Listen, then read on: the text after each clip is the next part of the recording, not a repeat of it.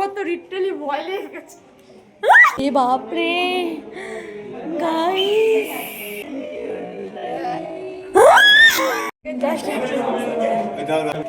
Literally আমি ভয় পেয়ে যাচ্ছি।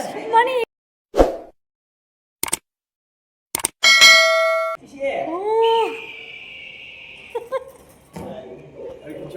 গাইস, সামনে থেকে কখনো ভূত দেখিনি। অরূপ গাঙ্গুলি। আজকে সামনে থেকে মেশিকে দেখে নিলাম।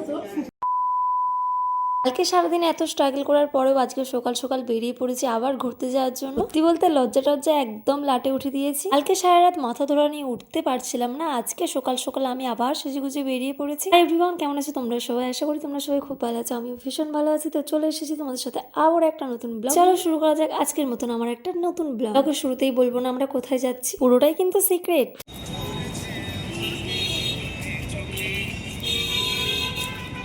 তো ফাইনালি আমরা এখন চলে এসেছি, প্রায় কত ঘন্টা? 3 ঘন্টা জার্নি করে কোথায় এসেছি বলছি। আমার মনে হচ্ছিল আমি মানে ঘুম থেকে উঠেছি। যাই হয়ে যাক, স্টাইল কখনো ছাড়া যাবে না।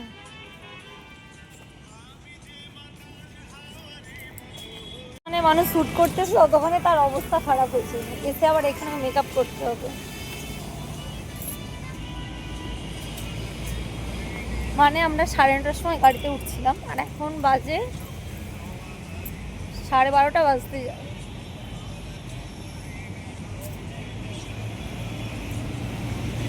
আমার মতন পাবলিকের সাথে যে ট্রেন বা বাস জার্নি করবে তার কিন্তু অবস্থা একদম খারাপ হয়ে যাবে। লিটারালি তার ঘাড়ের উপরে বসে নচিকেতার গান শুনতে শুনতে পুরো 3 ঘন্টা আমি এসেছি।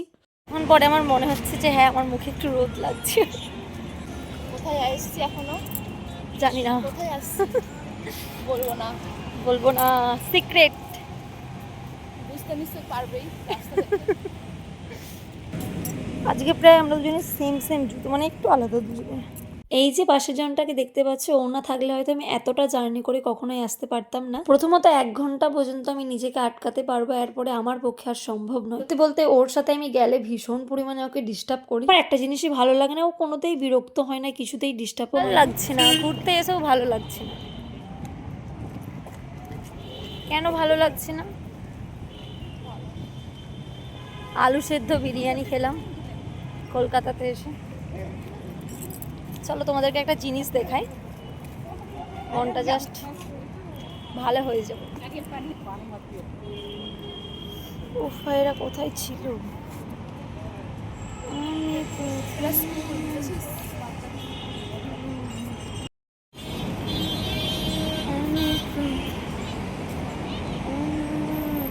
শুধু দেখো কত সুন্দর সুন্দর ফুল, বিভিন্ন ধরনের।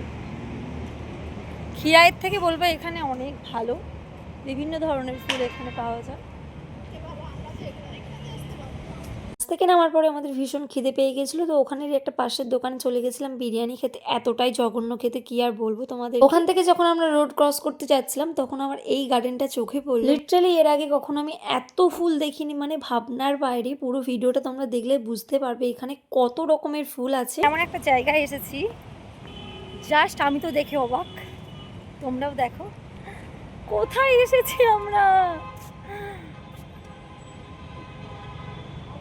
ওয়াও, রীতিমতো আমি তো অবাক হয়ে যাচ্ছি। এত বলতে আমার এই ছোট মনে একটাই প্রশ্ন, এত গাছ কে লাগিয়েছে, এত ফুলের কে যত্ন নেয়? যদিও বা ফুল প্রেমী আমিও, ফুল গাছ লাগাতে ভীষণ ভালোবাসি, কিন্তু এত গাছ। আর এই গোলাপ ফুলগুলো দেখো, জাস্ট আমি তো ফিদা হয়ে যাচ্ছিলাম। যদিও বা আজকে আমাদের ঘুরতে যাওয়ার লোকেশনটা কিন্তু এখানে ছিল না, এটা আনফর্চুনেটলি হয়ে গেছে। বলতে আমার ওখান থেকে জাস্ট আসতে ইচ্ছে করছিল না, এত ফুল দেখে। আমাদের মতন যারা ফুল প্রেমিক তারা এরকম একটা ফুলের গার্ডেন দেখলে যে তারা কি করবে, না ফটো তুলবে না ভিডিও করবে, কি যে করবে তারা সেটা বুঝতেই পারে না। বলতে এরকম একটা প্রকৃতির দৃশ্য দেখে আমি তো জাস্ট পাগল হয়ে যাচ্ছিলাম। ওখানে এমন একটা গাছ নেই যেটার মধ্যে ফুল হয়নি, একটা ছোট থেকে বড় সব গাছে ফুল ধরেছে। যারা ফুল গাছ সম্বন্ধে জানো তারা শীতকালে যে পিটুনিয়াটা হয়, প্রচুর ফুল হয়, সেই ফুলগুলো এখানে বেশিরভাগটাই আছে। বলতে আমি আমার চোখটাকে একদম বিশ্বাস করতে পারছিলাম না। আচ্ছা, এত ফুল কে লাগিয়েছে আমাকে একটু বলবে? আমি নাকি নাটক করি? আচ্ছা, আমাকে কোন দিক থেকে মনে হচ্ছে আমি নাটকটা করছি? একটা জায়গায় ঘুরতে এসেছি, ভালো করে যদি না ফটো একটা উঠে। একদম নিখুঁত করে পুরো গার্ডেনটাকে ভালো করে ঘুরে ঘুরে দেখেছি। তারপরে ওখান থেকে চলে গেছিলাম আমরা একটা অন্য লোকেশনে আসার পর ভাবলাম যে ভেতরে যাব না, কিন্তু ভাবলাম যে না, চলো ভেতরে যাওয়াই যায়। ওখান থেকে লিফটে করে চলে গেছিলাম আমরা উপরে। যদিও বা এই লোকেশনটা আমাদের প্ল্যানের মধ্যে ছিল না, তো ভাবলাম এসেছি যখন একবার ঘুরে যাওয়াই যায়। এই যে পাশের মহিলাটা হাসছে আমার রঙ্গ দেখে, কারণ আমি যেহেতু লিফটে খুব একটা উঠি না, তো আমাকে নিয়েই হাসাহাসি হচ্ছিল। আচ্ছা, আমার মতন কে কে তোমরা এই সিচুয়েশনটা ফেস করেছো বলো? লিফটে করে যখন উপরে উঠছো বা নিচেই নামছো, কেমন একটা মাথাটা ঘোরায় না? তবে তোমাদের হয় কিনা সেটা আমি বলতে পারবো না, আমার তো প্রচুর পরিমাণে ভয় হয়। লিটারালি দেখো, এখনো পর্যন্ত আমার এই নাটক দেখেও হাসছে, মানে বুঝতে পারছো আমাকে সাপোর্ট করবে কি আমাকে দেখেও হাসছে। লিফটে করে এখন চলে এসেছি আমরা উপরে। এখান থেকে টিকিট কাউন্টার থেকে টিকিট কেটে আমরা তারপরে যাবো ভেতরে। তো আগে বলি, আমরা এসেছিলাম কলকাতাতে। এখানে একটা মিউজিয়ামে আমরা এসেছি। এর আগে আমি অনেকবার অনেকের ভিডিওতে দেখেছি এই মিউজিয়ামটা। লোকেশনটা একটু পরে বলছি, চলো তোমাদেরকে দেখা এটার ভেতরে কি কি আছে। আগে থেকেই বলে রাখি, এখানে কিন্তু ভিজিট 150 রুপিস। প্রথমে আমিও ভাবছিলাম যে কি আছে, 150 টাকা দিয়ে ঢুকছি, বেকার 150 টাকাটা যাবে, বাদ দিয়ে পালিয়ে চল। তো আমাকে বললো যে চল না, দেখাই যাক ভেতরে কি আছে, সবাই তো যাচ্ছে, একবার ঘুরে আসাই যাক। গাইস, আমি তো জাস্ট, এটা সত্যি নাকি পুরো তো সত্যি লাগছে। প্রথমে ঢোকার পরে আমার একটু ডাউট হলো যে এগুলো আদেও কি সত্যি না নকল, মানে নকল জিনিসগুলো জাস্ট বুঝতেই পারছিলাম না। আজকে আমি আমার চোখকে বিশ্বাসই করতে পারছিলাম না, এতটা নিখুঁত, এতটা সুন্দর।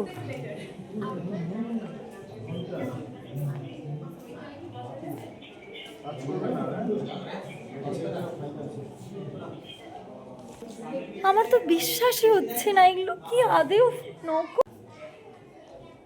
দেখো শুধু,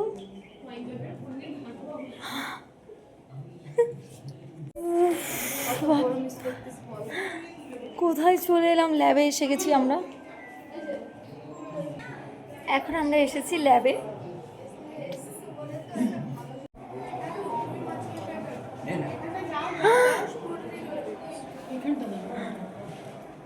বিরাট কোহলি,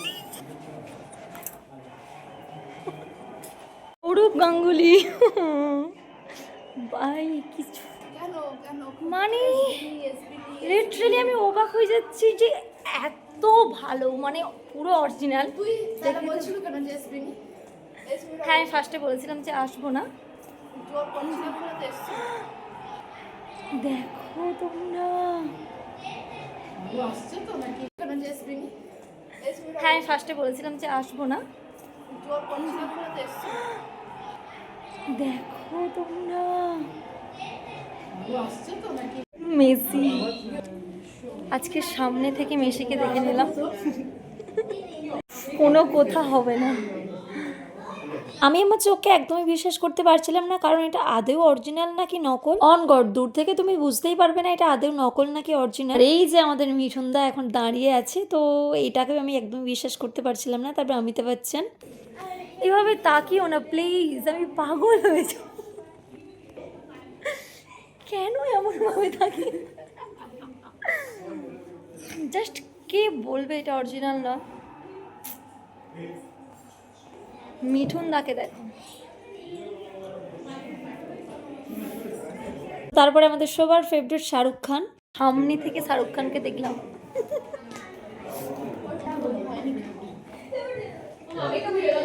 মাই গড, এটা তো পুরো অরিজিনাল।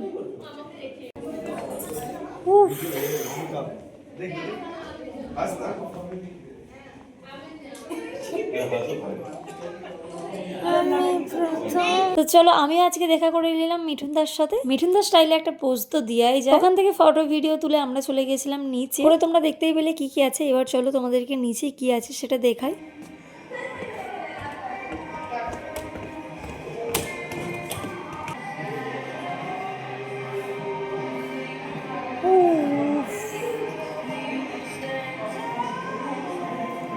High, so pretty. এত হ্যান্ডসাম কেন তুমি? এটা কি?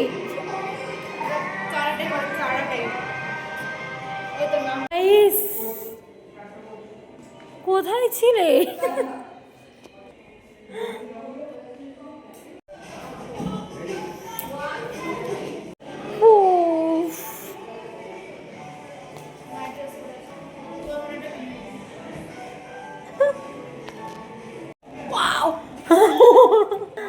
লড়তি ছাবার তো লিটারালি ভয় লেগে গেছে।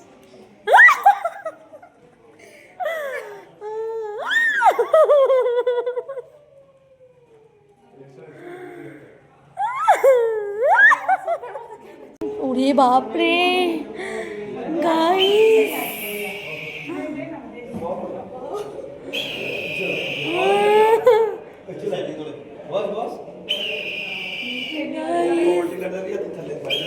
আর উপরটা এখানে আছে এগুলো কি?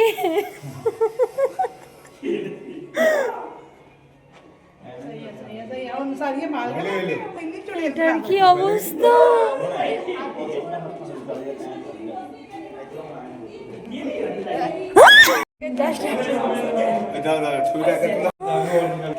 লিটারালি আমি ভয় পেয়ে যাচ্ছি, মানে এগুলো কি? এটা কি?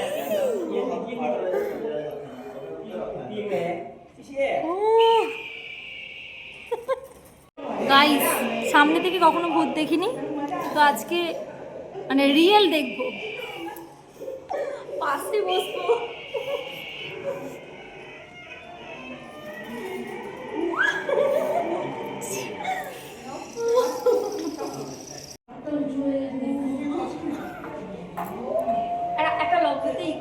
ভুতুরে জায়গাটা যাওয়ার পর আমি লিটারালি সত্যিই ভয় পেয়ে গেছি। সত্যি বলতে ভীষণ ভয়ঙ্কর ছিল। কোথায় কাঁচ? ও গাইস, हाँ क्या कार्टून कार्टून एलियन क्या है ये एलियन का देश है। हम एलियन में आ गया। और हम मानव एलियन आ गया है। সো গাইস, তোমরা যদি না এসো প্রচুর মিস করবে। আমি তোমাদেরকে তুই তুই তো নাটক করছিস, তুই এসছো কেন? क्या ऋतिक रोशन का दोस्त। এই জিনিসটা তোমরা কে কে ট্রাই করেছো বলো? আমার তো মুখটা একদম মিলছিল না। ওখানে মুখটা ঢোকানোর পরে মানে এত হাসি পাচ্ছিল। মোটু আর পাতলু কি জোড়ি, ये है पतलू और ये है मोटू। समोसा खाएगा क्या? मैं नहीं दूंगा तुझे। चुटकी चुटकी, भीम, छोटा भीम, ये है राजू। कलिया कलिया लड्डू खाएगा क्या? फुंटे फुंटे, हाँ तुम्हारा नाम क्या है? बोलो बोलो ना। डोरेमन, ये है डोरेमन। আর এইদিকে ইনি পোজ দিতে ব্যস্ত হয়ে গেছে। লিটারালি আমরা ঘুরে শেষ করতে পারছি। 150 টাকা দিয়ে আমরা ভুল করিনি। কেন নাটক করা ছিল? তুমি যাবো না, তুই যা। যাও না, যাবো না। এই দেখ সেই জিনিস। যেহেতু সব দেখা কমপ্লিট হয়ে গেছিলো, আমরা চলে গেছিলাম ফার্স্ট ফ্লোরে। চলো এটার লোকেশনটা তোমাদেরকে শেয়ার করি। যেহেতু কম বেশি আমরা সবাই ইকো পার্ক বা নিকো পার্ক এই দুটো পার্কের নাম আমরা শুনেছি। কলকাতার মধ্যে অন্যতম এই দুটো পার্ক, তো আমরা কম বেশি সবাই জানি। ইকো পার্কের ঠিক অপোজিটে এই মিউজিয়ামটা অবস্থিত। এটার নাম হচ্ছে মাদার ওয়াক্স মিউজিয়াম। আর এই মিউজিয়ামের সামনেই আছে এরকম সুন্দর একটা গার্ডেন। প্রথমত আমাদের এখানে আসার কারণটা হচ্ছে যে আমরা ইকো পার্কে ঘুরতে এসেছি। ওখান থেকে রোড ক্রস করে আমরা চলে গেছিলাম ইকো পার্কের একদম সামনে। ওখান থেকে নিয়েছিলাম ঘটি গরম। যখন ট্রেনে বা বাসে কোথাও যেতাম তখন এই কথাটা আমি শুনতে পেতাম যে ঘটি গরম, কিন্তু এটা আমি সত্যিই জানতাম না কি জিনিস। মিউজিয়াম থেকে বেরোনোর পর আমাদের ইকো পার্কে আসতে প্রায় দুপুর হয়ে গেছিল। এই রোদ্দুরের মধ্যে আমরা একটু খেয়েছিলাম পেয়ারা মাখা। হাতে যেহেতু খুব একটা বেশি সময় নেই, তাই বেরিয়ে পড়লাম ইকো পার্কে ঘুরতে। যারা এই পার্কে এসেছো তারা জানো যে কতটা বড় এই পার্ক, একদিনে ঘোরা সম্ভব নয়। আমরা এসেছি ইকো পার্কে, মানে সত্যি এতটাই বড় যে একদিনে তো ঘোরা সম্ভবই নয়। আর আমরা যেহেতু কয়েক ঘন্টার জন্য এসেছি, তাই আমাদের পক্ষে পুরোটা ঘোরা সম্ভব নয়।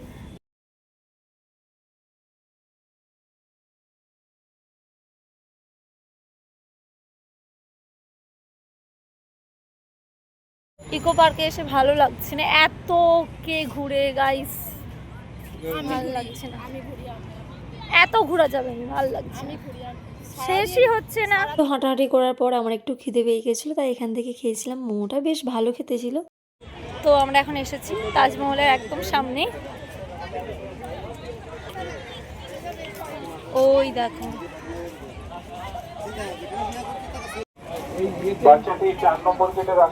আমরা এসেছি এখন তাজমহলের ভেতরে।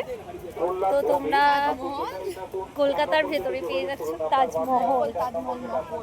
হ্যাঁ, নকল হলেও কোনো প্রবলেম নেই। মিশরে এসেছি, বাহ, মিশরে এসেছি।